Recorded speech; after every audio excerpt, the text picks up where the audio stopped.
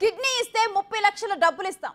Facebook లో పరిచయమైన వ్యక్తి నుంచి వచ్చిన ఆఫర్. దీంతో ఆర్థిక సమస్యల్లో ఉన్న తనకు ఉపయోగం అవుతోందని ఓ వ్యక్తి భావించాడు.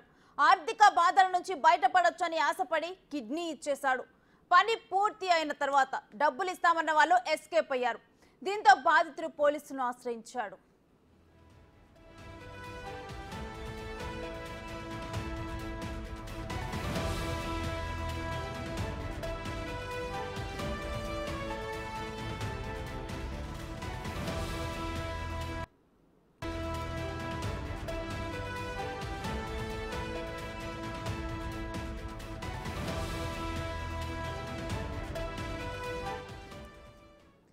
విజయవాడకు చెందిన మధ్యవర్తి భాష గుంటూరుకు చెందిన గార్లపాటి మధుబాబుతో ఒప్పందం చేసుకున్నాడు.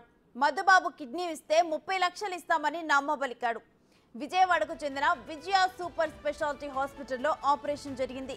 అనుకున్న విధంగా వైద్యులు కిడ్నీ తొలగించారు. అనంతరం ఇవ్వాల్సిన డబ్బుల విషయంలో మోసం జరిగిందని బాధితుడు మధుబాబు పోలీసులను ఆశ్రయించాడు. నిందితులపై కఠిన చర్యలు తీసుకోవాలని ఎస్పీకి ఫిర్యాదు చేశాడు. తనకు డబ్బులు ఇవ్వకుండా డాక్టర్ శరత్ బాబు మధ్యవర్తి భాష మోసం చేశారని బాధితుడు మధుబాబు చెబుతున్నాడు. తనలాగే అనేక మందికి డబ్బు ఆశ చూపి కిడ్నీలు తీసుకున్నారని, తనకు జరిగిన అన్యాయం మరెవరికీ జరగకూడదని ఫిర్యాదు చేసినట్లు బాధితుడు మధుబాబు చెబుతున్నారు.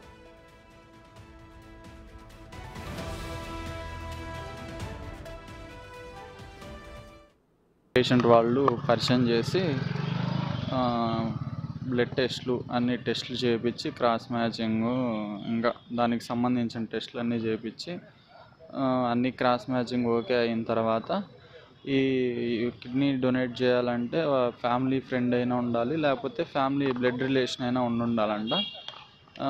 నేను ఏమీ కాదు కాబట్టి నా అడ్రస్లు మొత్తం మార్చారు.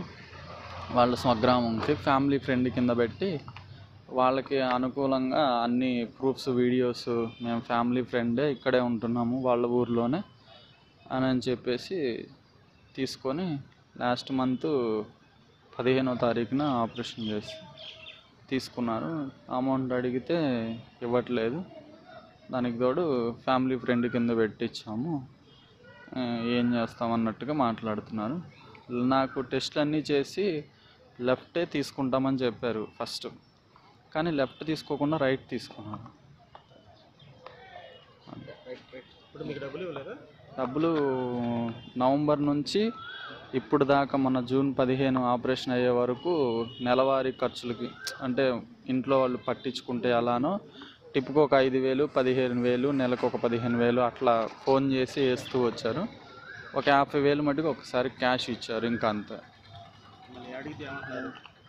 ఇంక ఫ్యామిలీ ఫ్రెండ్ కింద పెట్టాం కదా అన్నట్టుగా మాట్లాడుతున్నారు.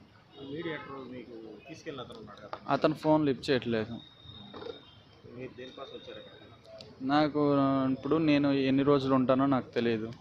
నాకు ఇస్తానన్న అమౌంట్ నా సమక్షంలో నా భార్య పిల్లలకి ఇవ్వవలసిందిగా, నాలాగా ఎంతోమంది ఫేస్బుక్ ట్రాప్లో పడి నెలకి 10 నుంచి 15 మంది దాకా ఇస్తున్నారు.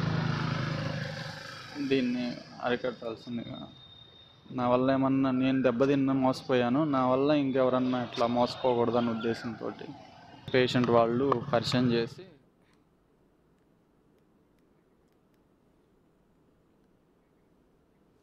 కిడ్నీ ఇస్తే 30 లక్షలు డబ్బులు ఇస్తాం.